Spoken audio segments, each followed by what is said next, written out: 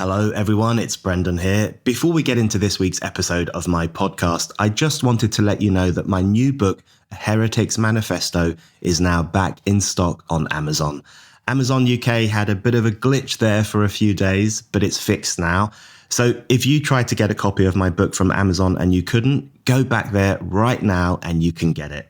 Or if you'd like a signed copy, we still have our very special offer running.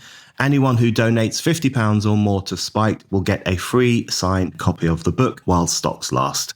To donate your £50 and get your signed copy, go to spiked-online.com/donate.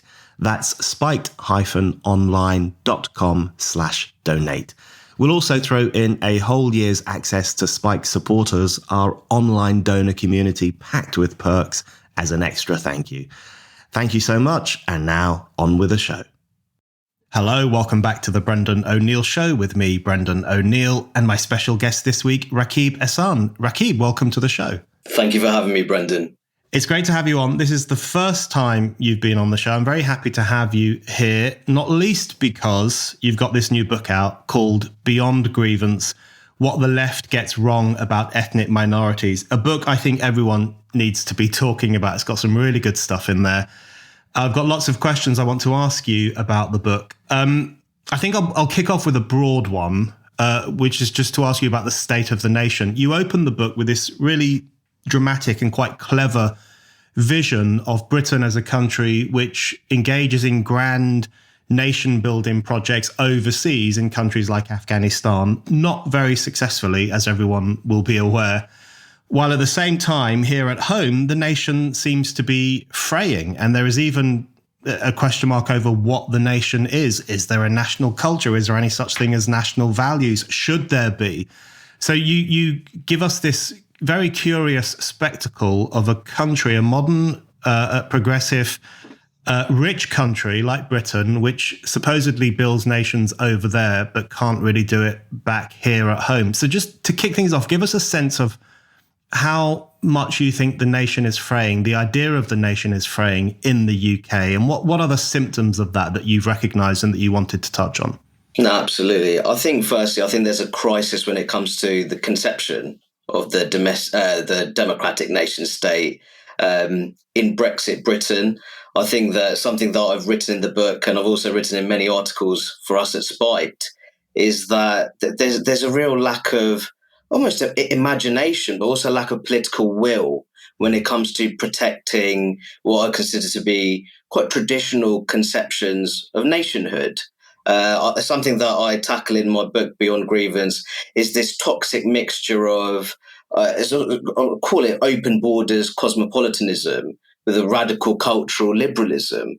And I think in a sense that the nation state is suffering because you have many people, and this is something that cuts across political parties, if truth be told, where you have this sort of global villager philosophy, this kind of liberal internationalism, which is increasingly being mixed with narrow identity politics.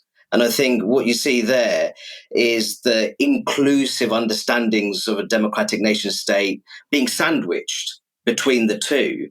And I think that really needs to be tackled. And I would say that, considering I consider myself to be a member of the sort of traditional old-fashioned left, I think that the modern political left in particular simply hasn't been strong enough when it comes to the democratic nation state. I think that the Labour Party in particular, there were two large sections within the Labour Party which wanted to thwart Brexit, which was the largest democratic exercise that was ever seen in modern day Britain.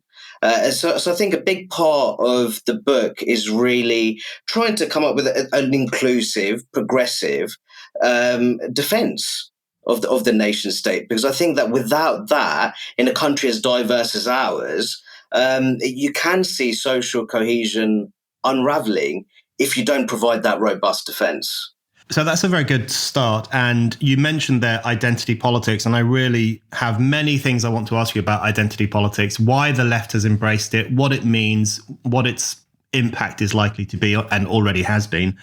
But I want to start off by asking you how we got here to begin with, how we got to a situation where, as you've just outlined, the nation state is not taken seriously as an idea. We seem to have elites who are more committed to global institutions and global fellow travelers than they are to their own country, their own fellow citizens, and so on.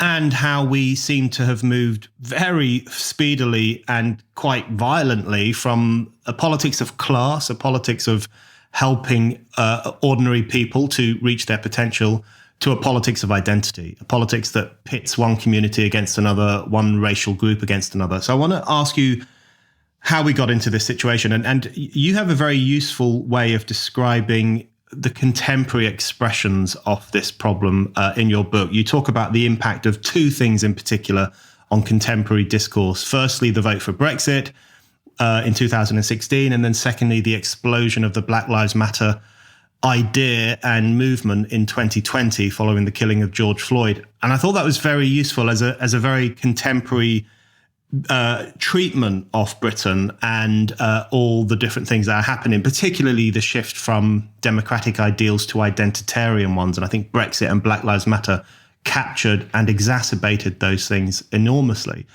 So just talk us through why you think those two events were so important to the thesis of your book. So you've got 2016, a huge, wonderful, in my view, democratic vote to leave the European Union. You've got 2020, this kind of strange identitarian revolt over the killing of a black guy in America, very far away from the United Kingdom. Why do you think those two events were important to the ideas that you're concerned about and want to challenge? Well, I think that Brexit was a phenomenon which is suffered from grossly inaccurate caricatures. The moment it took place, many people described it as a form of white nostalgia. That's something that Sir Vince Cable, big figure in the Liberal Democrats, that's what he insinuated. There's many people who said that this was ultimately a revolt of the bigoted reactionary throwbacks across Britain. And what they really miss is the cross-class, inter-ethnic nature of Brexit. Many communities, which are not white by any stretch of the imagination. For example, my hometown of Luton delivered a Brexit vote of 56.5%. It is now a majority non-white town. And I think that what people didn't realise is there's British Asians, and this is something that I tackle in the book. There are many British Asians with a very strong British national identity, but they don't feel an ounce of Europeanness. That's the truth of it. They don't have a European identity. It's very much the fact that they may have a strong attachment to Britain, in many cases their faith, and also that they will have those emotive ties with their country of origin, maybe India, Pakistan, Bangladesh, Sri Lanka, etc. But what they don't have is this strong European identity. And that's largely because they were encouraged to, in many cases, they come from families who in previous generations may have even served in the British Indian Army, the Merchant Navy. So they have that natural connection to Britain. And when many of them moved to Britain, it was almost like they were returning to the motherland in a way.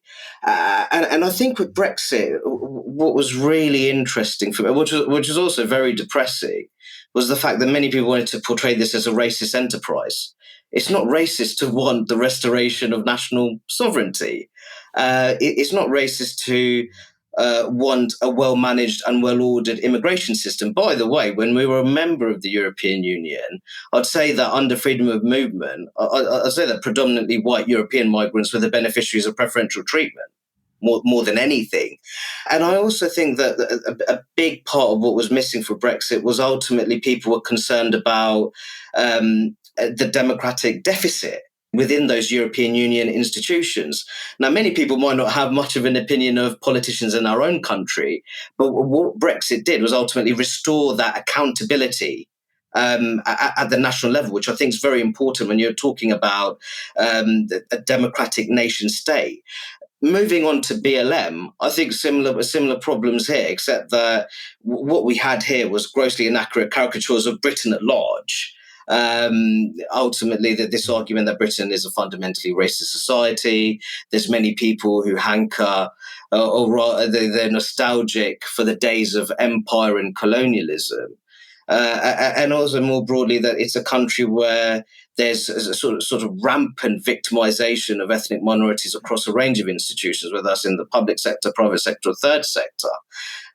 Simply not the case. And I think that when it comes to ethnic and racial disparities, and this is something that I've tackled in many of our writings at Spiked, there's a variety of social, cultural, and economic factors at play when it comes to analysing those disparities. Something like family structure, which, truth be told, I think that one of the biggest problems facing many Black British communities is what I call in the book a fatherlessness epidemic. And many people consider that to be controversial. But when you see that among British Indian children up to the age of 15, only 6% live in lone parent households. That goes up to 63% when it comes to their peers of Black Caribbean origin. How can that not be a problem? So I think if you truly care about Black British well-being, then surely family structure needs to be part of that conversation. So what I saw with BLM was ultimately the vilification of Britain, but this effort to almost sideline these very important factors when it comes to level of educational attainment, socioeconomic progress, social well-being. And I think there are very concerned about the kind of impact that has, especially on social cohesion in modern day Britain. Yeah, and I think the reason that section of the book rung true with me is because I think what's very interesting about both Brexit and BLM is that both of them expose the extent to which the left and sections of the elite more broadly now interpret everything through the prism of race and everything through the idea that Britain is a racist country. A lot of British people are racist people. Both of those ideas became apparent in response to those two global events. You know, as you say, Brexit was depicted as a xenophobic vote, a hankering for the rule of the whites in the past and empire and so on. A complete fantasy. No one went to the ballot box because they were dreaming of, restoring the Raj in India or something like that. It's just ridiculous.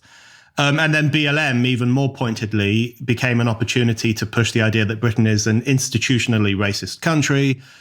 Just like America, you point out in the book quite a few times that the British left is importing American-style racial grievance politics, which just don't work here. These are very different countries.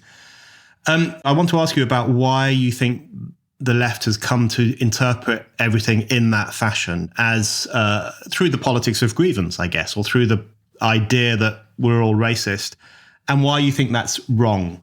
And I want to start off by asking you about white privilege. So your first chapter is on why the left should ditch white privilege theories. And that's another importation in many ways of an American idea, the idea of white privilege.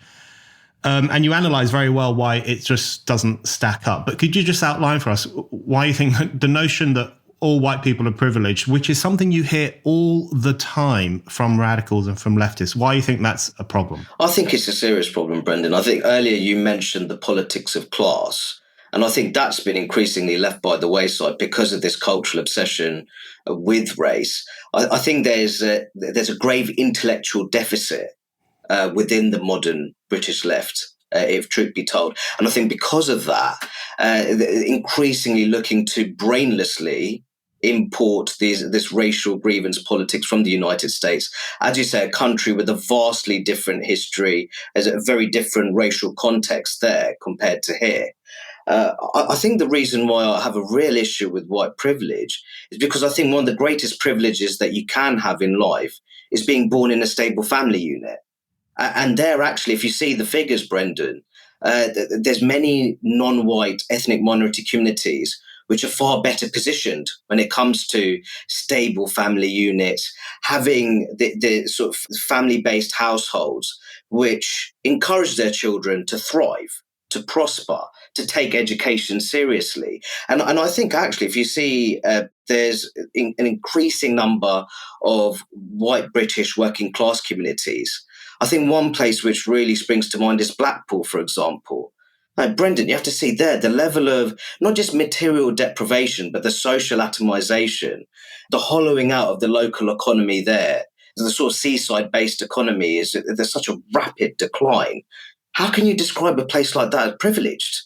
It's absolutely remarkable. And Blackpool's not alone in that. There's many coastal towns and sort of left behind post-industrial areas, which are predominantly white, traditionally Labour voting, they're being left by the wayside when it comes to these important discussions surrounding poverty and disadvantage. And I think that's why I think it's a very serious problem, because I think one of Labour's biggest challenges is reconnecting with Brexit voting communities in the provinces and coastal towns. That's an important political challenge. And they need to win back those constituencies if they want to have a workable parliamentary majority after the next general election.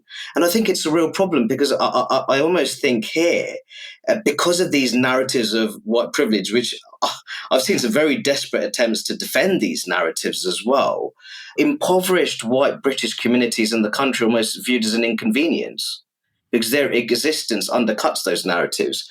But interestingly, the impressive economic and educational performance of non-white communities are also being left by the wayside, are being overlooked, because they're also an inconvenience to those narratives. And I think that what you see there is a deeply immature politics, which is incredibly divisive from a racial perspective, but also ultimately, in my view, useless when it comes to designing effective social policy for modern day Britain.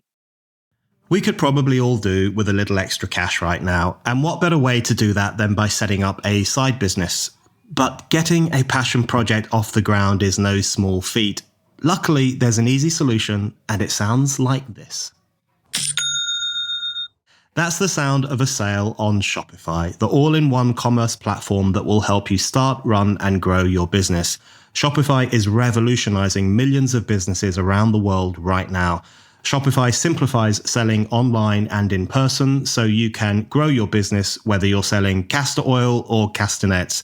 Shopify has got all your sales channels covered, from a shop-front-ready point-of-sale system to an all-in-one e-commerce platform. It can even get you selling on social media marketplaces like Facebook, Instagram, and TikTok.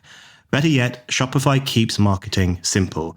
It has built-in tools that help you create, execute, and analyze your online campaigns without any hassle. So you can leave everything to Shopify while you focus on your passion. Plus, Shopify's single dashboard lets you manage orders, shipping, and payments from anywhere. It has literally never been easier to run a small business from home or on the go. No matter how big you want to grow, Shopify can help you reach your goals. Every step of the way, Shopify will give you the confidence you need to get your business off the ground. What are you waiting for? Get serious about your passion and start using Shopify today. Sign up for a £1 per month trial period at shopify.co.uk/Brendan, all lowercase. Go to shopify.co.uk/Brendan to take your business to the next level today.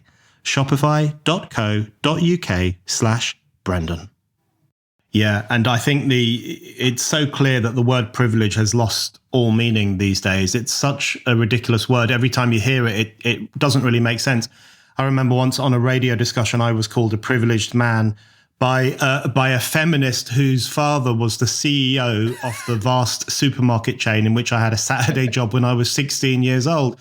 And you just think, for me, that was a very good example of how class has been completely and utterly pushed aside in this. And the white privilege idea, I mean, it's almost the greatest defeat of class politics you could imagine. Absolutely. Because it actually organizes people according to their skin color rather than how the left would traditionally have viewed society, which is that some people are haves, some people are have-nots. There is a disparity between what people own, how much they earn, how much economic power they have.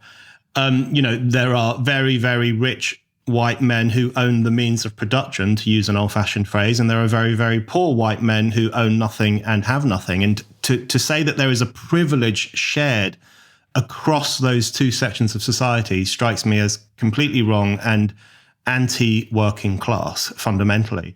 So in relation to that, I wanted to ask you to what extent you think identity politics is the left's replacement for class politics, and why it has taken that form. Because one thing I was thinking as I was reading your book is that a lot of this stuff, as you outline very well, is imported from the United States, from universities in the United States, from social groups, social movements, cultural institutions, and just implanted here in a way that doesn't work. But also, if you think back to Britain itself in the 70s and the 80s, you do see the emergence of identity politics in the domestic realm as well. You see the growth of identitarian obsessions among left-wing activists, particularly in certain sections of the Labour Party, as early as the 70s and the 80s, almost like they were looking for a new constituency. They become increasingly frustrated with the working class, so they go looking for new potential revolutionary movements who they hope that they can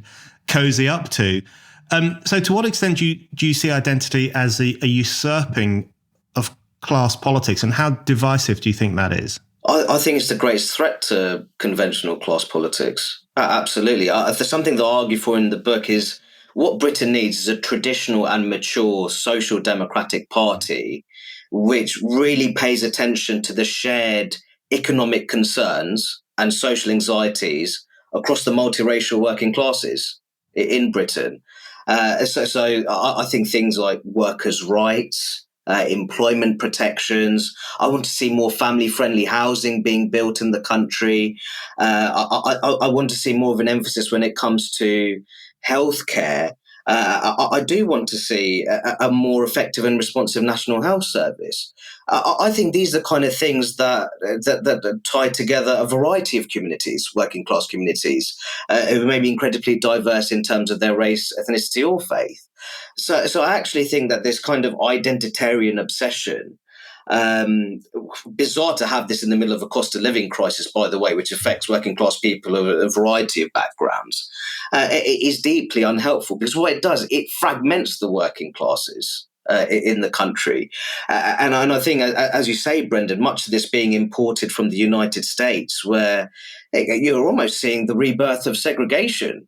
In some of these educational institutions, these safe spaces, they're not safe when it comes to cultivating and maintaining social cohesion, put it that way. And I don't want to see that in Britain at all, because I think part of being a mature multiracial democracy is that you thrash out those issues together. And that might lead to disagreements, indeed hostilities as well. But it's better to thrash that out as opposed to being separated and you have your space, I'll have my space. And then, because what that ultimately leads to is racial fragmentation, which I don't want to see in Britain in any way, shape or form. I think in Britain generally, when it comes to class, you can see that the Labour Party has become increasingly professionalised, middle class, degree educated. I mean, in many ways, I'm PhD educated, Brendan. I'd say that, I'm not doing too badly for myself at all. You don't have to feel guilty about that. And I think the problem is that you have many people on the modern British left, sort of white British, middle class. I would consider to be genuinely privileged, in some cases privately educated as well. They're almost insecure because of that privilege. And what they want to do, they want to be social justice warriors. They want to feel like they're fighting the good fight. And race is one of the ways that they do that. And I see some of them cosplaying almost civil rights activists in the United States back in the 60s. It's tragic and very embarrassing, Brendan, if truth be told, or not, when I was seeing this. But I think crucially what they do, they're dragging down class politics on the left. We're still a country, I think there's significant class-based barriers. Many people say that, that sounds very Marxist. I don't particularly care, because 77% of the country believes that the gaps between different classes is too big in Britain. That will include quite traditional, hard-headed Tories in that 77%.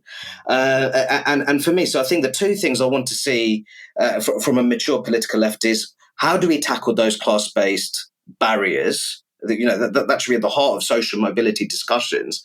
And also the fact that we are one of the most interregionally imbalanced economies in the world. Regional disparities are quite big in the country. So I think if they focus on those two things, you'll start seeing the sort of traditional Labour voters who may have given the Conservatives their vote back in 2019 in order to facilitate Brexit, because they wanted their democratic vote to be respected. But I think if Labour goes down that road that I've just described, I think that could be very electorally appealing in many communities who in recent times have felt detached from their natural party. Yeah, actually, following on quite nicely from that, there is one thing I wanted to tease out with you in relation to, I guess it's a question of whether you're optimistic or pessimistic. I mean, you've always struck me as an optimist, but there's a point to this question, which is that there are parts in your book where you challenge the depiction of Britain as this horrible institutionally racist country where Black and Asian heritage people have an awful time, and meanwhile all the whites are privileged and having a great time. You know, this very caricatured view that people push. And you challenge that and actually say, you know, integration is going pretty well. Some ethnic minority groups are doing better than white Brits when it comes to education or pay in the workplace. So there's a positive picture in that sense, in terms of the advancement of non-white groups in British society. But then, as you've just been talking about, you also shine the light on the tendencies towards racial fragmentation as a consequence of identity politics, as a consequence of the establishment and the left adopting this kind of grievance politics. So how do you see things going in that case? Do you see them going further down the road of things getting a bit better, as they have been for ethnic minority groups in this country? Or do you see them going down the road of people being kind of further balkanized by this rather poisonous identity politics? Where do you straddle on that question? I mean, as you say, Brendan, I'd say that I'm more of a natural optimist. I'm a hopeful. I'm a hopeful man, but I always like to guard against complacency as well. And I think that's the kind of tone that I want to strike with the book. I think that Britain has many things to be proud of. I think it's made significant strides when it comes to race relations. But saying that, we have to proceed with caution. And we have to realise and recognise the divisive nature of much of the identity politics, which is being imported from the United States. So I think in terms of the country's future trajectory, I still think there's part of the countries which are intensely segregated. I think whether that's Blackburn in Lancashire, Dewsbury in Yorkshire, those kind of places spring to mind. But ethnic segregation in England and Wales is actually an all-time low, according to recent studies. And I think that is a positive. So I think ultimately a lot of this depends on what kind of Labour Party we have in the country. That's the truth of it, because there's a party where its traditions are very much rooted in social solidarity. This idea that ultimately, whatever differences we may have, it's those commonalities that we share, which should ultimately be at the front and centre when it comes to our national identity. I haven't seen much of that recently. In fact, I've seen the antithesis of that in recent times, especially under Jeremy Corbyn's leadership. I think that things have improved under Sir Keir Starmer's leadership, if truth be told, especially when it comes to issues such as anti-Semitism. I think that in increasingly I'm seeing more speeches which have emphasis on families and communities. I think that's heading into the right direction.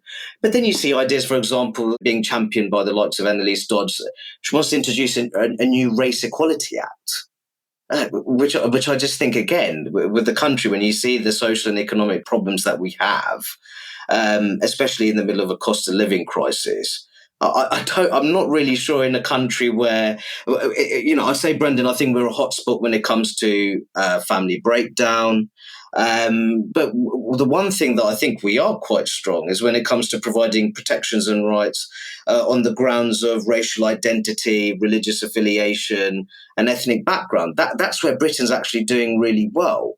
So I think that the issue I have here is when you're talking about that potential balkanisation of British society, and it does look like Labour may well return to government, consistently having quite handsome leads in the polls.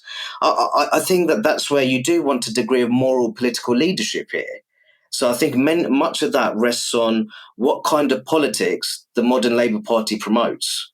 So let's talk a little bit about the positive side of it. So the successful integration of numerous sections of the non-white communities in the United Kingdom, and even white immigrant communities as well. I mean, one part of your book that I thought was very interesting was about the white Irish, because the thing I've always found very frustrating about the white privilege discussion is I think about my own family's, my own community's history, I guess. The people who came from Ireland in the late 1960s and the early 1970s, for whom times were quite difficult. They kind of clubbed together as an Irish community, certainly in the part of London I grew up in, because that made things a little bit easier. But, work was hard, pay was not always good, social treatment was not always very fair or just. But then you talk in the book about how more recently Irish Britons or Irish heritage Britons outperform white Britons, native Britons, I don't know if that's politically correct, in terms of pay and educational achievement and so on. And that's a very interesting development. And you've written in the past as well about how you have kids from African heritage communities who are doing well in education, Pakistani kids, people from Indian heritage, all of whom are doing well and very often outperforming white British children, especially white British boys, which in itself is quite concerning, I think, in terms of why that section of society is potentially slipping downwards. So just talk us a little bit through what are the successful signs of how things are improving and which undercut this notion that we hear all the time that Britain is an institutionally racist country, which literally means there are institutional barriers to non-white people succeeding in the way that white people can. No, absolutely. And I think that one area where I think you're seeing a great deal of ethnic minority success is in education, in schools across the country, where, as you say, that there's many white working class boys who are struggling at school.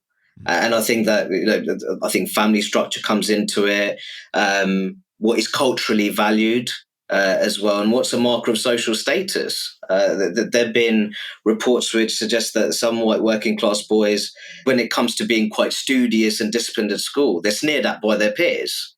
And I think that's problematic. That's not necessarily the case in other communities. So I think that's why in the book I talk a great deal about culture, because I think culture is a very important factor when it comes to these kind of conversations.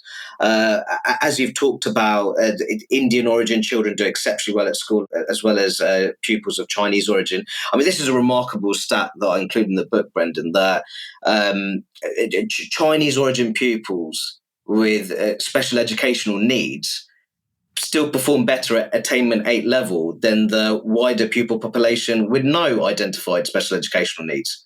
Brendan, that's remarkable. That's a fantastic story of resilience and determination right there. So that also taps into conversations about family culture as well. So I think that when it comes to looking at institutions, now I've often talked about institutions that they have to function better. I think many of our institutions don't necessarily perform as well as they should. I think the NHS would be an example. I've even talked about in the labour market, there's still that name-based discrimination, especially of a name which is not necessarily traditionally English sounding. It doesn't fare as well, even if you control for things like skills, educational qualifications, etc. So I still think there's improvements to be made. I don't think I'm in the business of wearing rose-tinted spectacles when it comes to multiracial Britain. But I think just to whitewash all the ethnic minority successes, and I do include white Irish people in that as well, who are now the best paid group in the country when it comes to median hourly pay. But as you say, when it comes to those discussions about resilience, determination, banding together, there's a great deal of anti-Irish sentiment back in the day. That's the truth of it, especially at the time where, during the time of the Troubles, I think there's many Irish Catholic communities who were discriminated against. But I think theirs is a fantastic story now, where I think there's a great deal of educational and socioeconomic success. I'd say that some of the most successful businesses in my hometown of Luton are Irish heritage businesses across a range of sectors. And I think that's something to be really proud of, actually. If truth be told. So I think, in short, that the one thing I'd say is, as I said, it's about guarding against complacency, but celebrating those ethnic minority successes, but also understanding how those successes come about. And I'll just make this point, Brendan. When you look at educational outcomes, Black African pupils in the UK, they perform better in terms of level of education attainment and are less likely to be expelled than their co-racial peers of Black Caribbean origin. So when people say, for example, the BLM UK organisation said, we want to decriminalise, the Black pupils in the classroom. I mean, it's bonkers, Brendan. I think what you need to do, you need to be honest about why is it that one Black ethnic category is doing much better than the other Black ethnic category when it comes to those educational outcomes. And I think that's a very important conversation to have. Yeah, and that's a conversation I wanted to have with you right now, actually, to tease out that very issue. I think I agree with what you're saying about how a community like the Irish community changed in quite a short period of time, historically speaking, my Irish family is scattered across the world outside of Ireland, including in Luton, where there is a strong Irish community, and they have a very strong commitment to Luton, and including my family who are there as well. But it's undeniable, and you just mentioned it now, and you talk about it in the book, that some ethnic groups integrate better than others, and some are more successful than others. And this is a question that many people don't want to talk about. It's certainly something that the left doesn't want to address, so they just use the blanket idea of white privilege or institutional racism, and that explains everything. They don't have to think about the disparities in terms of achievement between an Afro-Caribbean heritage kid and a Chinese heritage kid. They just don't have to think about it. They can just say, oh, racism explains everything. So how do we explain this? You've already mentioned culture, and I guess the importance of social capital in terms of the sense of determination that can give to a young person, the sense of a willingness to be part of a community, part of society, a desire to achieve. Do you think that's the key thing here? Because the other aspect of it, I think, is the way in which the politics of identity that you write about in the book and you've written about a lot over the years. I guess what I'm saying is the culture that certain communities grow up in is definitely a contributing factor to the difficulties they experience in terms of succeeding at school and university and work. Absolutely. But also it seems to me that identity politics entices certain community groups away from any sense of connecting to society into this world of everything being, the world being against you.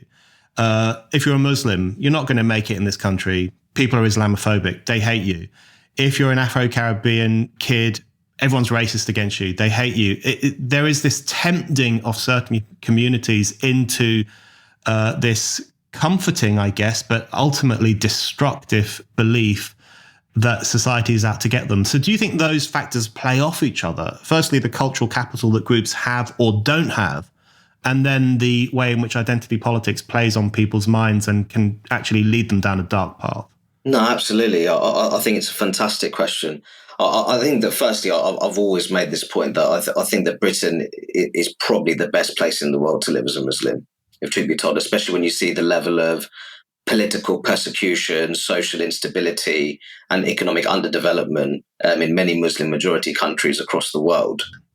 Britain certainly, if you could just compare it to France, for example, which has a very, as you know, very sort of a rigid secular universalism, which is skeptical towards any kind of minority identity.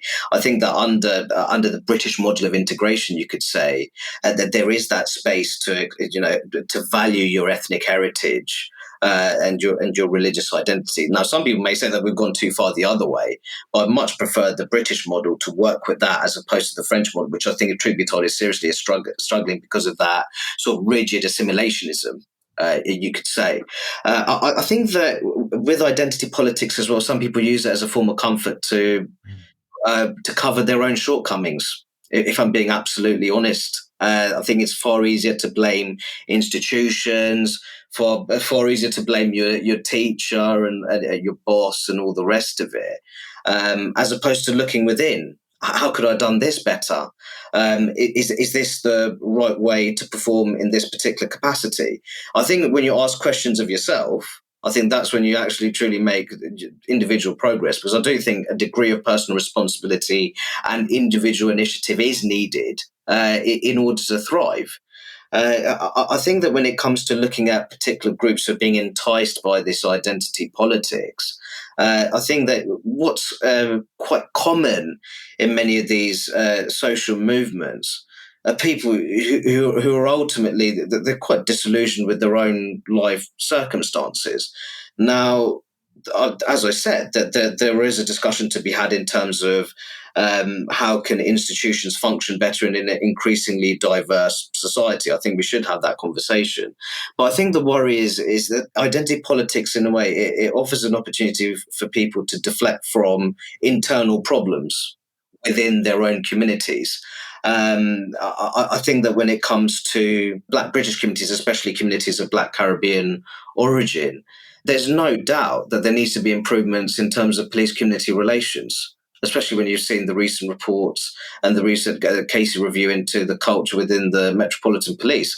Big thing that I call for in the book is I actually call for the Met to be broken up and disbanded, and then either to be replaced by smaller forces, maybe at borough level, or maybe being absorbed by the sort of outer forces, whether that's Kent, Essex, Surrey, and all the rest of it, Hertfordshire as well. So I think for me, there's two main issues here. Some people use identity politics as a way to deflect from their own privilege. And I think that's primarily what I'm talking about there is sort of radical, progressive, white British liberals who want to be shown to be fighting the good fight, being social justice warriors. And also you have many identitarian activists who would much rather blame the British state, public institutions, or provide this grossly inaccurate caricature of a country which is not truly tolerant, not really interested in fighting discrimination, which is completely not the case, as opposed to taking issue with problems within their own communities, which need to be solved within those communities as well.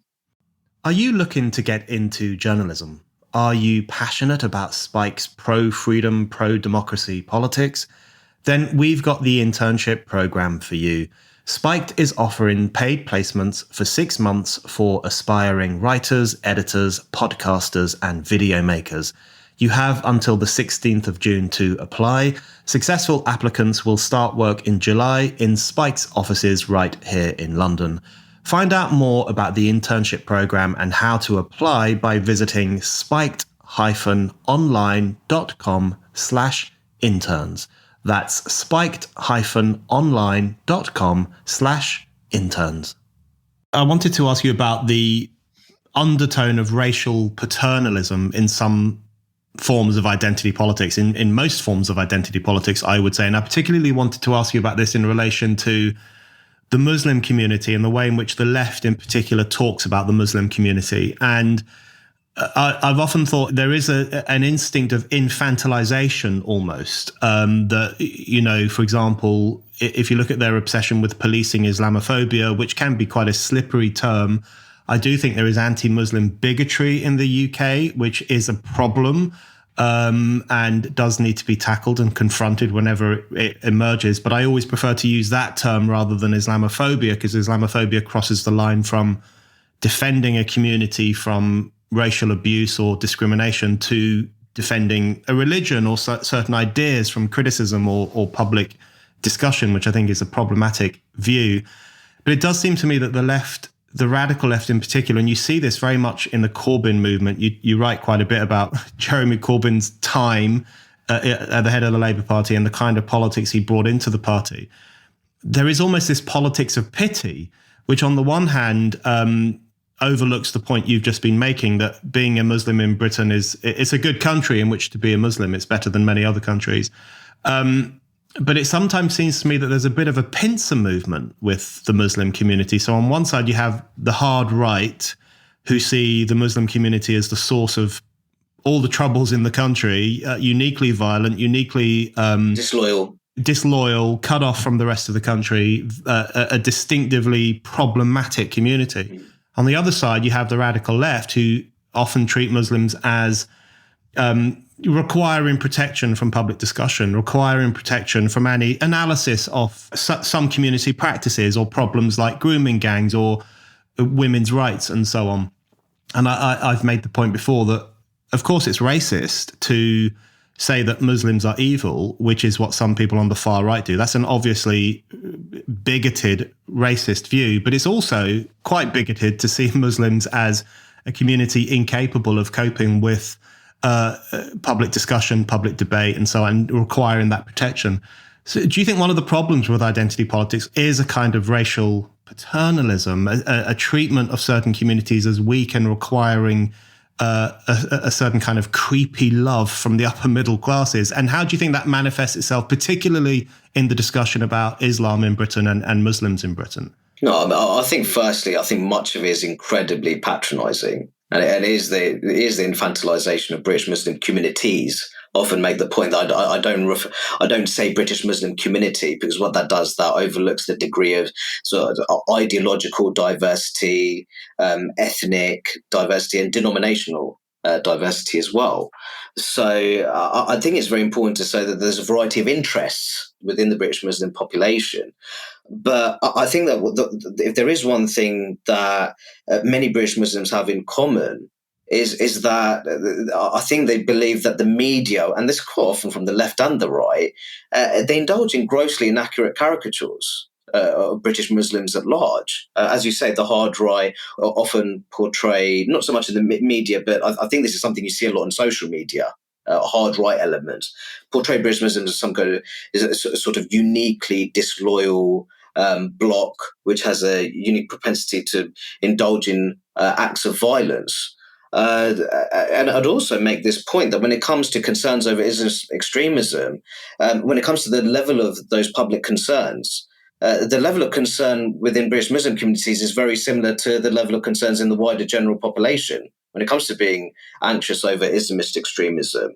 But then you have the hard left who their portrayal of British Muslims as being, this sort of disaffected monolithic bloc, distrustful of public institutions, downtrodden communities. That doesn't hold up either. If truth be told, British Muslims traditionally have very high levels of British identification, which comes to the surprise of many people. 3 in 4 British Muslims believe that Britain is a good place to live as a Muslim, a good place to live for their co-religionists. When it comes to levels of trust in the police, the Bangladeshi ethnic group, which I belong to, predominantly Sunni Muslim, has more confidence in their local police than white British people. And I think that when you're looking at more recent surveys, the picture is generally quite optimistic, apart from when it comes to perceptions of the media. If truth be told, I think many people in the country have a problem with how the mainstream media functions in modern day Britain. So I think here, what I think, you have elements of the left and elements of the right. They let down British Muslims, if truth be told. And I think more generally that this idea that if you talk about the dangers of Islamist extremism, which is the principal terror threat in the UK, that you would alienate British Muslims is actually fundamental bigotry of low expectations there. In my view, the majority of British Muslims are anti-Islamist. Well, they simply they want fairness. They don't want favours. And ultimately, they just want to serve their families to the best of their ability, and they want to see a country which is defined by equal opportunities. But I think much of that is overlooked in a very divisive media environment. Yeah, I think that's right. I think the anti-Muslim bigotry actually crosses those political lines, as you've just outlined there. I mean, the anti-Muslim bigotry that comes from sections of the hard right does bring to mind the anti-Catholic bigotry of the past prior to Catholic emancipation in the 1800s. But then you have something new, which is I would describe it as the anti-Muslim bigotry of low expectations from sections of the left, which believes that there are certain problems in our communities and our society that we shouldn't talk about in case we offend people or make them feel bad, which actually does have the effect of turning Muslims into second-class citizens because they are seen as less equal in terms of being part of a public discussion about the future of the country in which they live. So that kind of implied second-class citizenry that is imposed on certain communities through the process of infantilization, I think is a real problem and demonstrates that identity politics has so little to do with the politics of equality that people on the left would have fought for in the past. And I wanted to ask you about the politics of equality and the politics of equity. You do touch on this, and you mentioned Kamala Harris and the politics of equity. And I do think that if Labour were to bring in a new racial equality law, which you mentioned earlier, which would be a bizarre and preposterous thing to do in a pretty mostly racially fair country, although, as you say, there are improvements to be made, and also during a cost of living crisis. But I think if Labour were to do that, it would probably be racial equity based. It would be this new idea, which is that certain groups need a leg up, a hand up, particular forms of assistance to make them equal to the privileged whites. It would be a very destructive idea. So how do you understand the difference between equity and equality, or I guess between identity and equality? And why would you argue that identity politics is not reflective of the arguments for racial equality that the left would have made in the past? No, I mean, I think that when it comes to the politics of equity, I think it's a very dangerous politics, if truth be told. And I think in that politics would be support for racial quotas, which I'm completely against. I think it would be detrimental to ethnic minorities if you saw those kind of quotas being introduced at large scale, because ultimately you might have the situation where you have a British Asian or a Black British person who's quite high up in a company, maybe because of those racial quotas, who may be perfectly capable. They may well have the skills and knowledge to perform well in that role. But if you have those racial quotas in place, there may be a perception in the wider workforce that you're simply there because of your race. That undermines that person's authority within that particular organization. And I don't, and that in itself actually can create serious problems in terms of cohesion within that organization. So I don't think it's the way forwards. I've always talked about equality of opportunity, and I've even talked about this idea of maybe introducing more name-blind CVs. So people don't see, what was a potential ethnic or religious background of a particular name, and I think that in that sense you could see a greater fairness when it comes to recruitment procedures, invitation to interviews, etc. That's what I mean by equality of opportunity. But I think this idea that, for example, a certain percentage of your organization has to be Black or Asian, I think for me that has no place in a mature multiracial democracy. And a lot of people say, "Oh, but this is ultimately compensating for decades of white privilege and all the rest of it." I think for me, I think the big discussion really is to what extent are working class, state educated people represented in higher level positions. I think that's a more interesting conversation to be had. And I think it touches on those issues that we discussed earlier about class based barriers. Now, if you introduce a racial quota for a particular ethnic or racial group, but the majority of those individuals were privately educated from middle class households, how much fairness have you really achieved? I think that's the conversation to be had. So for me, I think when it comes to equality of opportunity, I think that's about spreading opportunities across the country. Looking at class, looking at the kind of neighbourhood someone lives in, what kind of high quality public services that they have available to them, especially in their younger years. I think that's what I mean, and I think that when it comes to sort of racial preferential treatment, I think that has no place. And actually, I think it backfires spectacularly. I think it undermines the authority of many talented ethnic minority people. And I think it could seriously have a destabilizing effect, especially when it comes to racial cohesion within particular organizations. So, Rakib, there's so many more things I could ask you about. We've touched on a lot already. I've just got two more questions, though, for you. Probably too big to squeeze in at the end, but let's see what we can do. I want to ask you about the family. So you've mentioned the family already and the importance of the family. You have a chapter in the book on in defense of the family. And you talk about how the modern British left, the radical British left, has not only imported ideas that are anti-nation state, anti-democracy, anti-racist, I would say as well, although that's a bit of a mouthful in terms of replacing the old goal of racial equality with a new goal of racial division. But also they've become anti-family. Yeah. And you see this in many different ways. I mean, sometimes they just come out and say, on the fringes, there will be people who say that the family is patriarchal, it's hierarchical, it's a poisonous institution that F's people up, to paraphrase Philip Larkin. But also, more subtly, they will often say things like, well, one-parent families are just as good. Single mothers are fine, they're great. And, of course, many single mothers are very good mothers. That's absolutely true. But there is this relativistic urge to depict the struggling single mum whose life is made harder by the fact that she's doing it all on her own as being morally equal or just as likely to set someone up for life as if they were in a two-parent household with a father earning a wage and playing the role that fathers play.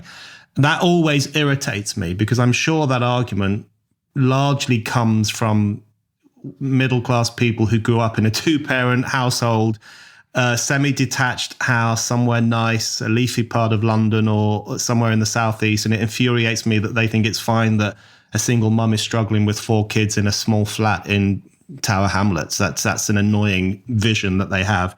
But why did you think it was so important to have a whole chapter on the family? Because this is a book about identity politics, it's a book about racial grievance. Just explain a little bit, if you can, about why you think the family is key to this discussion. Absolutely, because I feel that many of the racial disparities that we see in Britain are ultimately down to family structure and cultural dynamics within the household. I think that family, when it comes to these discussions about economic and social success, the role of family structure, and when I talk about family structure, I'm also talking about wider family networks, including the role of grandparents, which can be invaluable and hugely beneficial. I'd like to see more of the conversations on the left when it comes to those discussions about young people's progress and development to focus more on the family. And as you say, there are radical progressive activists who they view the family as a hierarchical institution. Hierarchy is not necessarily a bad thing all the time. I think that's the truth of it. I was raised in a very loving but also very hard-nosed South Asian household, and I think a degree of order is required. I think respecting your parents, respecting your elders who have greater life experiences, more times than not been through a far greater level of suffering. My own mother, for example, fantastic woman. She lived through the 1971 Liberation War for Bangladesh. And I think that to have those kind of parental figures who are so inspirational, it almost makes me feel like, if you're having a bad day, mate, get yourself together, right, and just crack on. That's the kind of attitude I have. And I also think that if you're part of a stable and loving family within a wider community, you want to respect your family name. You don't want to bring shame to your family. You don't want to embarrass your family. And I think in a way it gives you that healthy pressure. Well, I could do with doing well in this exam. I don't want to tell the uncle down the road or the uncle at the Asian grocers that I didn't do very well in my exam. Because they will ask you, because they take an interest. They take an active interest. Some people say, you're being nosy, too interventionist. But I think generally in most cases it's because they take an interest in the progress of young people in their local community. But you want to give them good news. And I think that healthy pressure, I think it's quite useful for young people's progress. And I think that's something that I touched upon in the book. But then naturally, if you have a dysfunctional family background, you don't have attentive parents. And on top of that, your local community doesn't care about you very much because it's so hollowed out and atomized that pressure isn't there. But also the young people in those communities, they feel disconnected as well. So I think that's why I talk so much about family and community in the book, because I think that there's such influential determinants when it comes to shaping life chances in modern day Britain, Brendan. Okay, Rakib, my final question for you. I lost faith in the Labour Party decades ago, many, many years ago. I never really had it, if I'm being brutally honest. I always thought that they were more likely to stab working class communities in the back than help them out. That's a view I've had for a long time. Partly from experience in my younger years and growing up and just the way in which certain Labour politicians or local politicians would behave towards certain communities and towards certain households. So I never really had much faith in the Labour Party.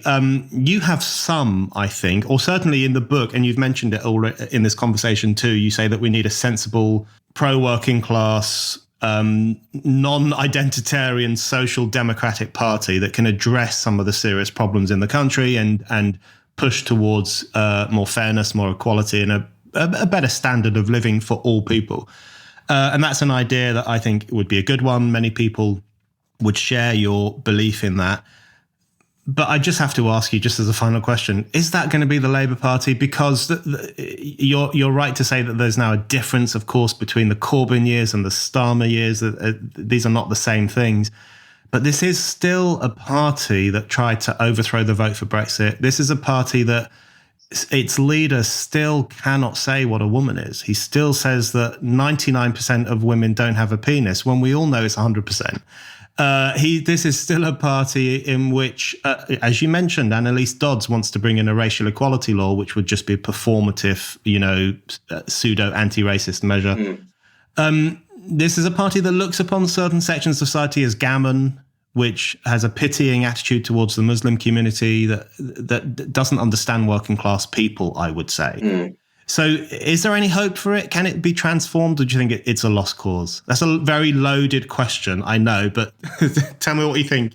It's a very loaded question, and as we touched upon before, I'm probably a bit more of an optimist than you are, and I have a little bit of hope. And I think the key thing is that Labour has a golden opportunity to win the next election very well, like to win a handsome parliamentary majority. And I think that if it wants to achieve that, it can't continue with a lot of the things that you're talking about there. That's the truth of it. But I think it's ultimately about what's the centre of gravity within the party. I think that's what it is. I think there's some people within the party who understand that they continue on this trajectory, they will not be as electorally successful as they should be, and they would be doing a disservice to the country as well. I think what you need is that you need more of those people within the party. But I do believe that, for example, you're talking about radical transgenderism. If that becomes increasingly known in socially conservative communities in places like Luton, Labour's going to have a very serious problem. There's no two ways about that. So I think in a way the book serves as a bit of a warning shot. And I think that's an important purpose that the book serves. So I think in short, I don't want to sound too self-indulgent. I think that if Labour does many of the things that I say in the book, I think that it'll not just perform really well electorally, I think there'll be a genuine force for social good in the country. But they're still quite a way away from that. Rakib, thank you very much. Thank you for having me.